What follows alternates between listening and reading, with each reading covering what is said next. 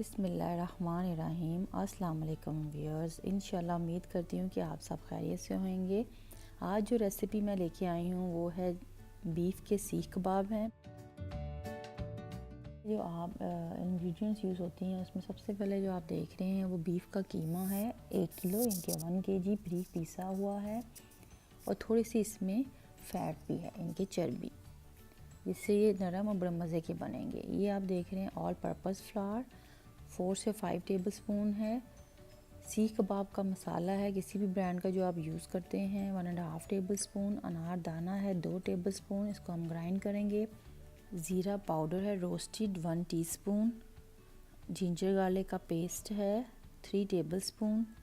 सूखा धनिया यहाँ पे क्रश किया हुआ है 1 टेबल स्पून और गरम मसाला पाउडर है 1 टेबल स्पून। चिली फ्लेक्स यहाँ पे यूज़ किए हैं हमने 1 टेबल स्पून और लाल मिर्च का पाउडर 1 टीस्पून, वो भी हमने यहाँ इस्तेमाल किया है। और पुदीना है यहाँ पे, ये हमने लिया है मुट्ठी भरकर।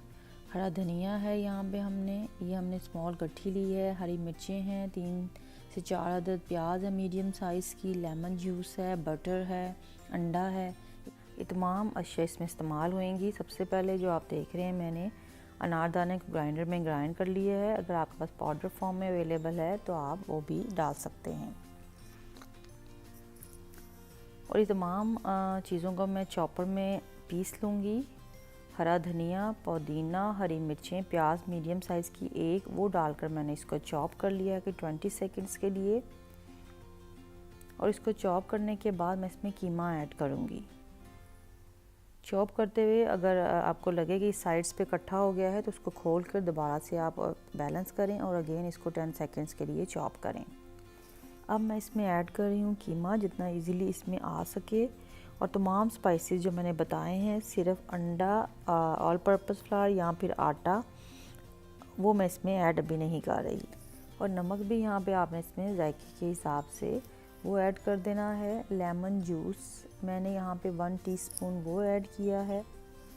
और बटर 1 क्यूब जो आप देख रहे हैं उतना पीस लेके आपने वो ऐड कर देना है। सॉफ्ट बटर है, उसको ऐड करने के बाद हमने इसको चॉप कर लेना है अच्छे से, नहीं कि मिक्स कर लेना है कोई 20 सेकंड्स के लिए।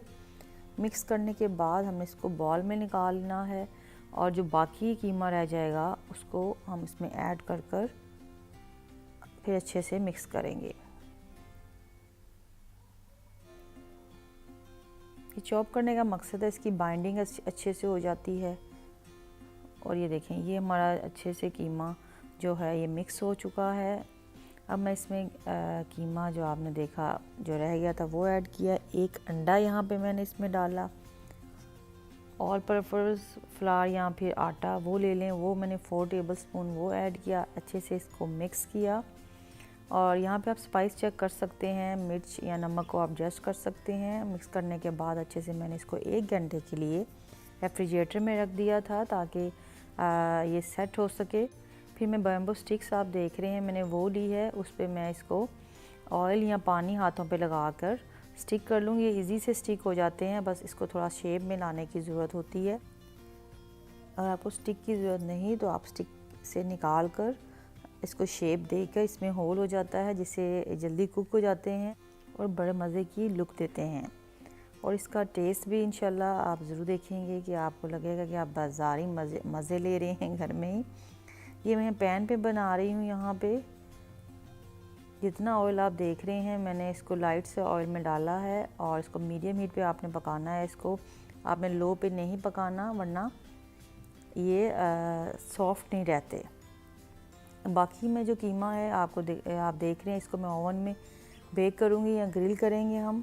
सारे मैंने बैम्बू स्टिक्स लिए हैं, या आप मेटल के स्टिक्स हैं तो आप वो भी यूज़ कर सकते हैं।